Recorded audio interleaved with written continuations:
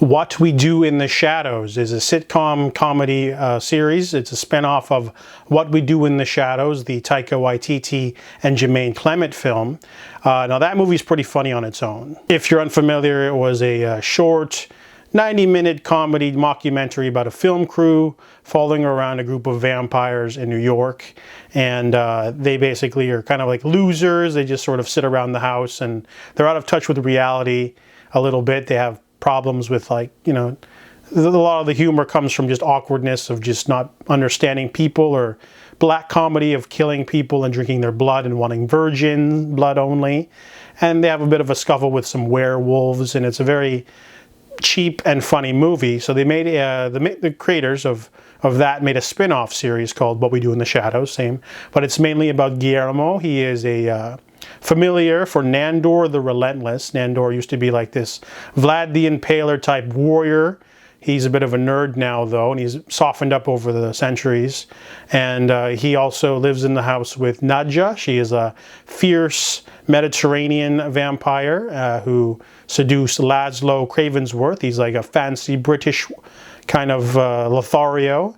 And then they have their fourth roommate, Colin Robinson. He's a new type of vampire. He's an energy vampire who gets off on sucking people's energy by boring them with conversation. He eats real food too, but he's kind of different. And the first 3 seasons are definitely the funniest that you'll ever encounter. I had to get them on DVD because I didn't have Hulu or Disney at the time. And the first 3 seasons are definitely the strongest because a lot of the humor comes from just the interactions between the characters, sort of the mockumentary sort of stuff, but also a lot of little, they don't try too hard to be audacious. Some of the episodes are just deal with stuff like vampire customs or faux pas or little funny things like that. And Guillermo is trying to become a vampire, and they keep sort of pushing him away and sort of using him as their human doormat. And the humor is really great too. Really good cameos from guest stars. Like, for example, I don't like Nick Kroll. I don't like him at all. But he's really funny in this series. I think he's got 2 or 3 episodes, but he plays Simon the Devious, and he always shows up with his little gang, and he has to introduce them all, and it's pretty funny stuff. When I say the first 3 seasons are the best, the 4th, 5th, and 6th season are still good, but definitely lower in quality.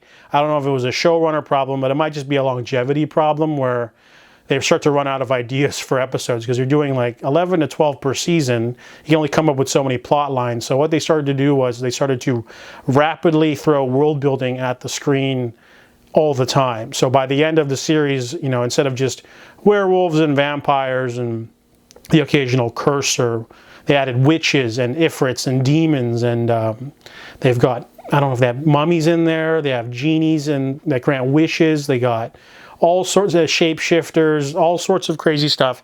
And you have to be careful with, you know, when you introduce a new element like that, you're only doing it for the episode, but then you don't do anything further with it. So you're just sort of adding all this crazy, zany horror stuff. And they introduce Frankenstein-like creature in the last season too. So they're just sort of running out of ideas for sure, and it's not a big deal. Some episodes are still funny. They try to do some world building with Colin Robinson and the energy vampires and like their world. They introduce a troll, lots of stuff, but mainly the series works because of the charm of the cast. I really like Harvey Guillen as the main sort of human character. He's got a whole plot line about him being gay, and his family's worried about him because he's always off doing vampire chores. And then, of course, his budding friendship with his boss, Nandor, but also Matt Berry's hilarious. Matt Berry is probably the best part of the show. He's so funny from the IT crowd.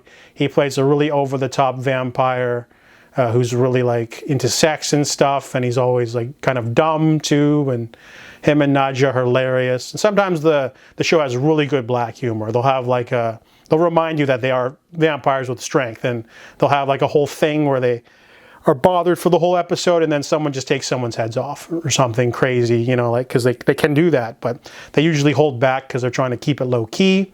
But of course, sometimes, yeah, there's continuity errors, like one character goes on TV and forgets and then tries to hypnotize people through the TV, and I don't think they establish that can be done, but they just sort of, you know, dust it under the table or whatever. And there's lots of little interesting things that they could have worked with, but overall, it's a funny series for sure. Definitely something to put on. It's very undemanding.